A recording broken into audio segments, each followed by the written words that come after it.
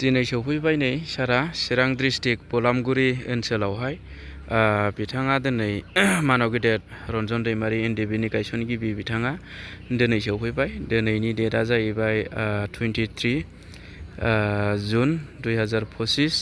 बिथाङा सौफैनानै ओरैबायदि मानसिफ्रा बिथांखौ इन्जय खालामफैदों, नायफैदों, बिथांखौ ओरैबायदि सनमान होफैदों। बेसेबांबा लोब लोब नै थाङो नै फैयो, नै थाङो नै फैयो, माने नायबाबो नायख'नो हायै आरो बयबो ओरैबायदि माने मानसिफ्रा हांमा थाजोबनायमोन बिथांखौ नायनो थाखाय। दा दिनै बेखिनिल' जाबावदों आरो गोलाव समनिफ्राय बिथांखौ फैगोन होननानै खबर मोनबावनायमोनब्ला माने मानसिया जाबावगौमोन। बै समावहाय सफैनो गोनांमोन डेट 20 जुनावहाय।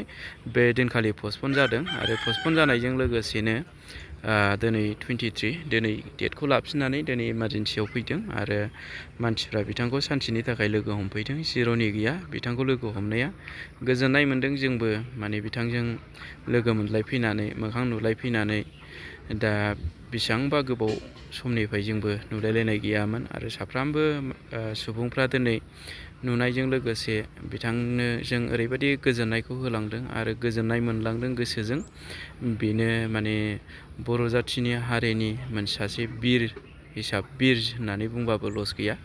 मानो होनना बुंबा बर' हारि बा जाथिनि थाखाय नाङै मावैनो बिथाङा दिनै बेसेबांबा गोबाव जेलाव थानांबाय आरो बिथाङा 20 दिननि थाखायल' सुथि लादों। दा 20 दिन सुथि लानायनि गेजेरजों बिथाङा गोबां मानसिफ्रा बिथांखौ लोगो हमनो खाबु आरो सुबिदाखौ मोनदों। गोजोननायखौ बयबो माने फोरमायदों दिनैसिम आरो बिथाङा माला गगोन बेखौ सिन्था खालामलांदों बयबो।